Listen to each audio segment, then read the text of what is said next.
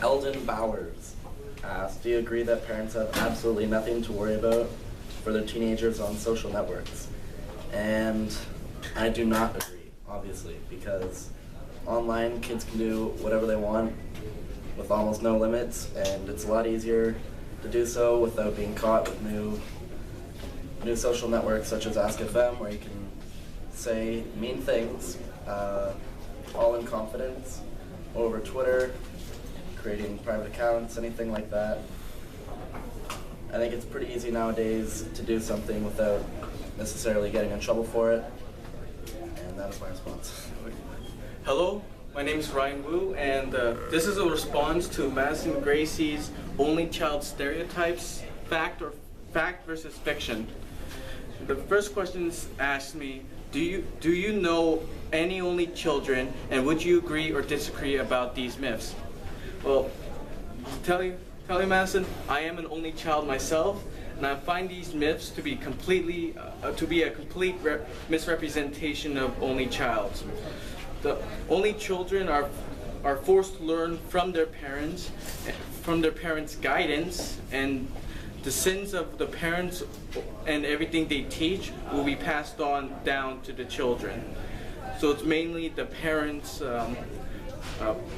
guidance and teachings that will affect the child, not like any of those myths. Then the second question you asked me is, do you think that the amount of children in a family will affect the children's behavior at all? Well, yes, I would actually agree with your statement. The more children you get, the more the actions the older siblings will do, those actions will be passed down to the youngest, because the youngest look up to the older children. Well, and instead of their parents,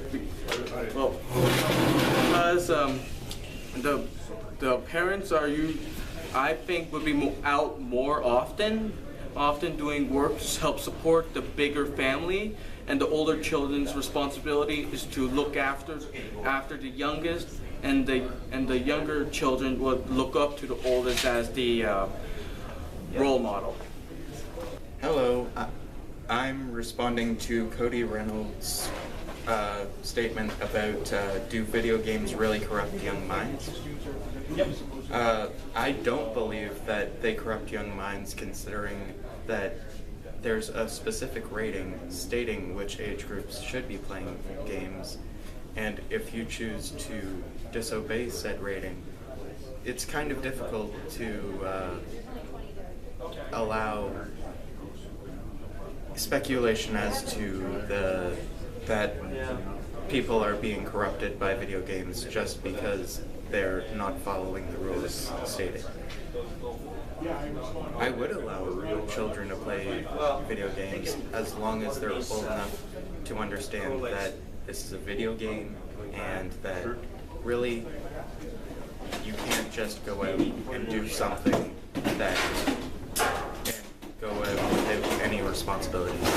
It should be illegal for children to be allowed to pass by any rating, but if their parents believe that they're mature enough to understand that this is a video game and you aren't just going to walk out on the street and cause a ruckus, that you should be allowed to play said games as long as you're respecting their true standards. Okay, so we did the article about the vinyl record format. I'm answering question 2, would having an emotional connection to vinyls make you perceive the sound as better quality? And I think it does completely. This Christmas, my parents gave me the Nirvana Unplugged album, and it's like I never heard it on any other format except vinyl, and it's sort of the format I prefer. Like, I don't even want to listen to it on any other format because that's the one I really love it on. So yeah, it totally changes how you hear it. So I answered question 3, and I don't think that people are holding on to the past and not giving it a chance. I just think that they maybe don't want to learn how to use something new, so they're used to using the word. The only child stereotypes, fact versus fiction. I know a lot of only children, and I don't really agree or disagree with these myths. Like, some of them are true, some of them are false. The one about being spoiled, I know a lot of only children that are spoiled and they don't really know what it's like to have to share or just anything like that. All the stuff about being aggressive and bossy and having imaginary friends, that stuff doesn't really make sense. A lot of kids are aggressive and bossy because they're kids and they don't really know how to be nice yet. And imaginary friends can just be from kids who are lonely, not really just having other siblings. The selfish thing is obviously applies to everyone in life. Everyone can be selfish at one point, just because I don't know their own reasons. And not only children must have their way, because all children want their way. They're just kids that don't know important stuff, priorities, and privileges. What's this? Now the second question was, do you think that the amount of children in the family will affect the children's behavior at all? Yeah, I do. I have a lot of siblings, and it just, I guess if you have a lot of siblings, you could act differently with other kids. Like, you'd want to, I guess you'd just be more comfortable with other kids than an only child who would, it'd take a little bit more time to get comfortable with kids like at school.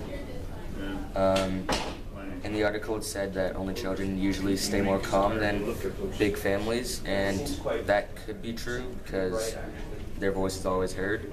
And in a big family with a lot of kids, most of the kids are seeking all the attention from the parents. So yeah, I think that could be true. And I definitely think that the behavior would be different in a big family than an only child. So yeah. Okay, I picked the article for if cops are allowed, or if they should be allowed to use Facebook and social media to find burglars and criminals. So question one, I think that law enforcement agencies should be allowed to use social media because it can really help them to investigate crimes, and a lot of people are using social media these days, so it would be a really strong point for cops and law enforcement agencies to be able to investigate, and it would be very useful. A big problem in using social media is that people don't always like what they truly support, so they might see something on Facebook and like it even though they don't actually support the cause. And so I don't think that law enforcement agencies should be able to use what people like as like hints or clues to specific cases, because they might not actually be supporting what they have liked. And so when the guy went to jail for 2 years for liking a post on a gang member, he didn't actually support the gang, he just didn't want to ruin his reputation, and he didn't want to be beat up because he didn't like a post. So that wasn't very fair.